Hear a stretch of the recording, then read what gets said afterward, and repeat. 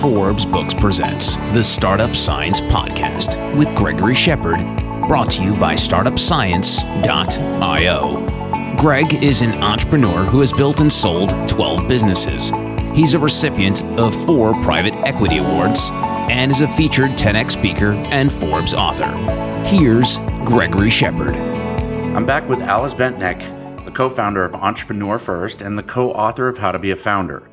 We've been talking about how EF helps entrepreneurs build world-class deep technology startups from scratch. Now, Alice, I want to get into something I'm really passionate about. That's diversity in tech.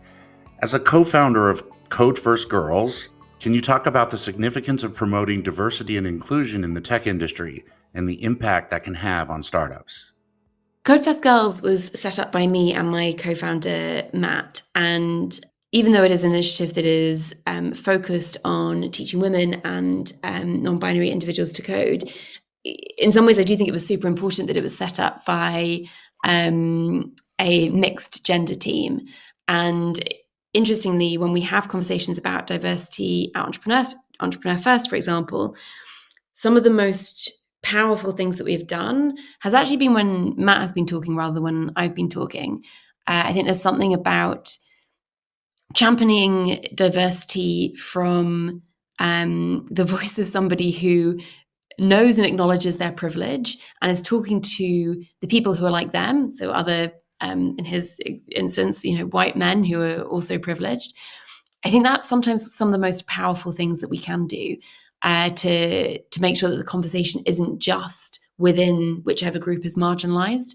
That said, I also think it's important that Code First Girls was co-founded by a woman, and our CEO and latest co-founder, Anna Brailsford, is an amazing both role model and she really groks the problem. She gets it. She understands why this is a challenge, having worked in tech her whole life.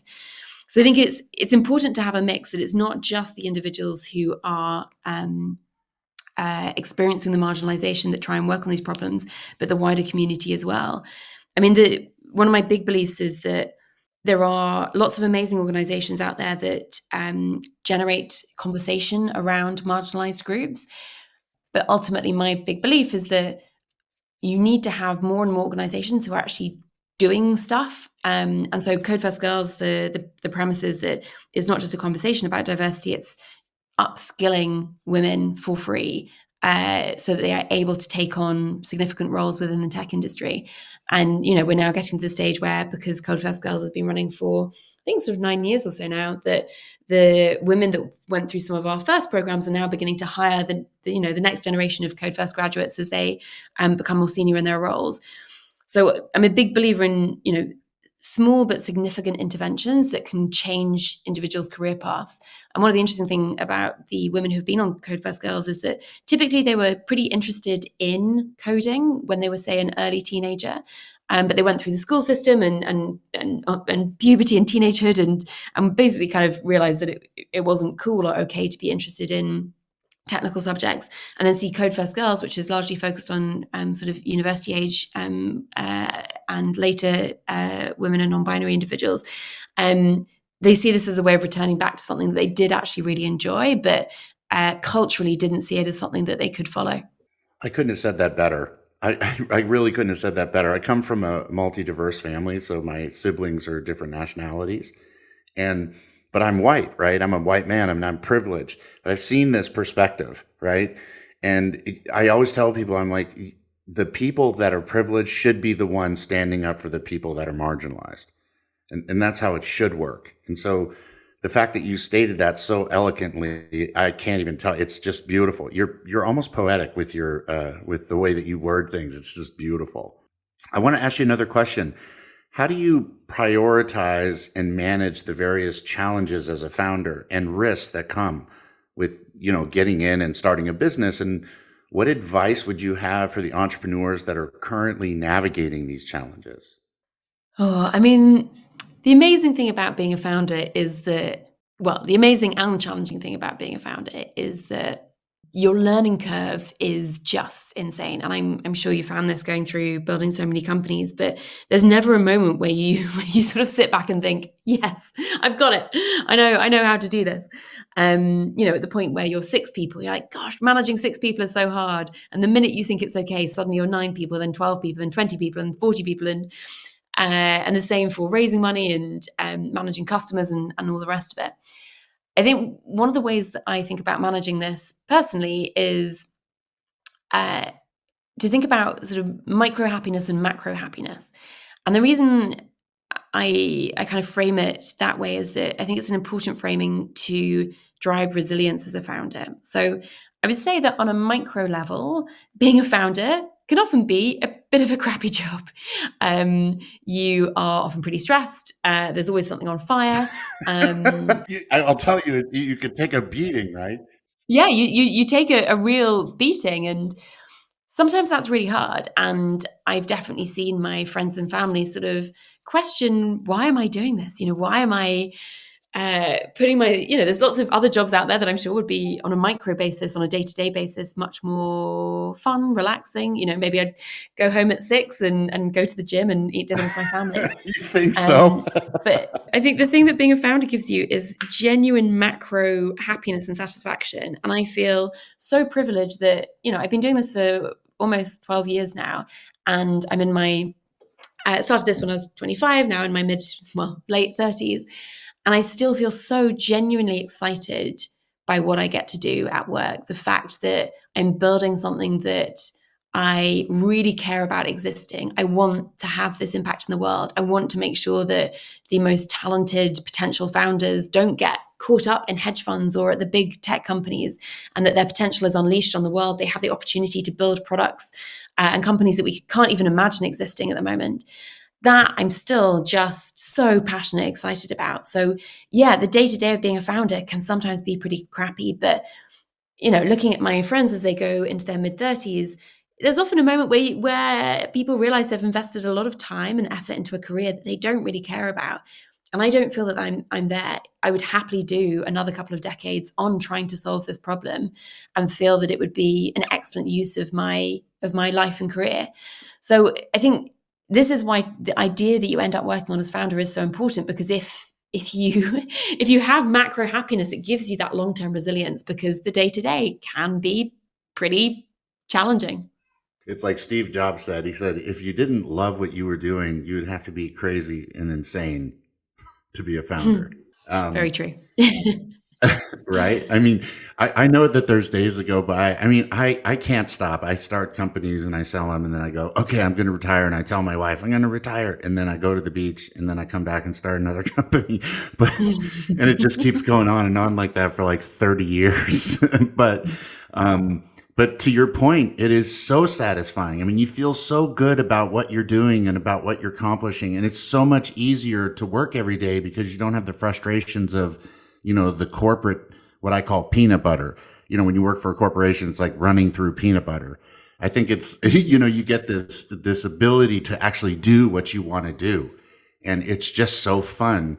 Let me ask you another question. I'm going to shift a little bit onto one of my favorite topics. Okay. I really am passionate about why founders fail and trying to prevent that from happening. You're earlier in the stage. You're incubating these founders themselves, and then they're stumbling on the idea. It's beautiful. It's really, really beautiful. I haven't heard this before. But what are some of the common mistakes you've seen founders make? And when they're going from the phase of like, I think I could be a founder, and then you're fostering them and nurturing them and getting them to the point where they can be a founder. At that point and right after that, what are some of the mistakes that you've seen these founders make, and how can they avoid them? So the first and most significant mistake is that when individuals are at that sort of just really early stage of thinking about becoming a founder, is that they just don't do it. They talk themselves out of it. And it's often that they are heavily influenced by other people in their lives who obviously really care about them, but who maybe aren't particularly startup savvy, and who say things like, maybe it'd be better if you got more experience. Maybe it'd be better if you went and got more network. If you had more of a financial cushion, think about the risks. What if you fail? And genuinely the biggest mistake is that people say, yeah, actually, I'm just going to go and do 2 years in this big corporate and build up my network and experience and all the rest of it. And then they never leave, because corporates are designed to ensure that their very best don't leave. The golden handcuffs are real. You're never 6 months away, more than 6 months away from your next bonus, your next promotion, whatever it may be. So that's mistake number one, is waiting to have all the assets that you need in place. It's a fallacy. You cannot have all of those things in place. And even if you did, they wouldn't necessarily help you succeed. I suppose one of the things I always encourage first-time founders to recognize is that you don't need to be an expert to start a startup. You need to be an expert in your particular idea. And your particular idea hopefully is unusual enough and new enough that you can be the world expert in what you're doing and the particular problem you're solving. And that often comes from being at the intersection of different things. So, for example, one of the biggest companies in our portfolio, a company called Clio, which does financial management for millennials and Gen Z. The founder, Barney, he'd been working at one of the biggest fintech companies in London for about 6 months. And so he had like a vague understanding of how fintech companies worked, but he was by no means an expert. But he also was, I think at that stage, like 22 or 23. And that intersection of being super young, so having a deep understanding of that age group and that particular customer segment, and having sufficient knowledge, enough knowledge about how the finance world worked and how fintech startups worked, that positioned him really well to be a founder. And so often the mistake being made there is that founders are trying to almost get too much experience, whereas what you're looking for is sufficient experience and exposure that intersects with something else that you have, that might be knowledge of a different customer group that is currently underserved, or a set of skills that isn't significantly dominant in the particular industry you're going after. So I'd say that's the next sort of myth that holds people back. And then I think the final mistake, and just to reiterate the point I made before around finding the right co-founder, not accepting a co-founder of convenience, really pushing yourself to find the very best co-founder that you feel lucky and privileged to work alongside, is super important. It's so easy to settle because you're worried that you may never find a co-founder. But I would push and encourage you to take the time, explore different options, test out different individuals, and then commit when you get to the point where you feel genuinely lucky and impressed by the co-founder that you're working alongside. I want to endorse what you said. My mom was like a huge part of my life. I really didn't have a dad, so my mom was like a major part of my life. And she used to say, if you're the smartest one in the room, you're in the wrong room. Mm. And I think that's one component. Another thing is, that I always think of when I talk to original founders, if I do a speaking event or something, and they come up and they go, so how do I get involved? And I need to go into a corporate and get some experience from some Fortune company. I call it quicksand. They go in there and they're in quicksand, and they're never going to get out, because the more they struggle, the more they're going to pull them down. So I agree with you 100% on that too. I just agree with everything you're saying. And that's not common, actually, because I've been doing this for a really long time, and I spend a lot of time researching, but you are just so on point on everything you're saying. Let me ask you, how important is it for a new founder to build these relationships around their ecosystem and network and connect to other founders and supporters and mentors, et cetera, et cetera? So I think this is, again, where it's both very important and also very easy to get it wrong. So if you're building a network, you're building a network for a reason. And general startup networking, unless you're building a product for startups, probably isn't that useful. So who do you need to succeed as a founder? I think it is useful to have peers, a small group of peers who are going through the same thing at the same time as you, which is why going through either a talent investing program like EF or going through an accelerator can be helpful, because you're with a peer group who is experienced and struggling with the same problems as you at exactly the same time. it's useful to have mentors, but rather than doing generic networking, I would try and find introductions to the specific people that you're looking for, or even cold introducing yourself to them. I think that there is most first-time founders get hung up on trying to build too much of a generic network. Really, the network that you need is your customer network. So for every hour that you could invest in general startup networking, I would much rather see that hour being invested into conferences where you would meet your customer, networking events that your customer hangs out at, basically just trying to become deeply entrenched with the customer that you're going after. So I think it's a careful balance. So I'd say that, my personal experience at the beginning of EF, we did do a lot of general kind of startup networking. I think we quickly found that there were probably more efficient ways to meet the people that we needed to meet. And once we had a couple of ins into the startup community, actually it was much more effective to get introductions through people we'd already met, rather than sort of just trying to generally build a wide network. I'd say a deep network with a handful of individuals who are willing to introduce you to say the investors you might need to meet at some stage, and a deep set of relationships with founders who are at a very similar stage to you is helpful. Otherwise, invest that time in your customer. I agree so much. I have to tell you, like when we did the initial research and it was reaffirmed again in 2019, when I said that the number one reason was bad advice, or it was actually bad decisions, and under that was bad advice, a lot of the bad advice came from investors, came from mentors. It came from people that are, one-hit wonders, or they're somebody that is involved in startups but never have done one, or they're trying to sell them consulting practices, attorneys, things like that. So I agree with you so much. I encourage them. There's a lot of push in the communities out there to say, oh, you need to be talking to other founders. And I think that's important. But to your point, the most important thing is to talk to the people that you're going to be selling your product or service to, because they're the ones that are going to be paying you for those things. So I agree so very much. You talked about the importance and resilience and perseverance in the journey of being a founder. Is there anything that founders can do that feel like they don't have that to prepare themselves for foundership, even though they feel like, well, I've never done anything like this. I don't feel like I have the guts to do it. Is there anything that you could mention to these founders that would maybe inspire them or train them to do something? I swam a marathon last year, and I trained for the marathon. I couldn't swim at the beginning, and then I swam the marathon. And so in that light, is foundership, in your opinion, something you can train for before you go into it? Or do you just jump into the water and just start swimming? This is a great question, because I think a lot of people train for foundership by doing other things. And my strong belief is the way you train for foundership is to start founding something, just start building something. So if you're at university, if you're in a job, do something on the side.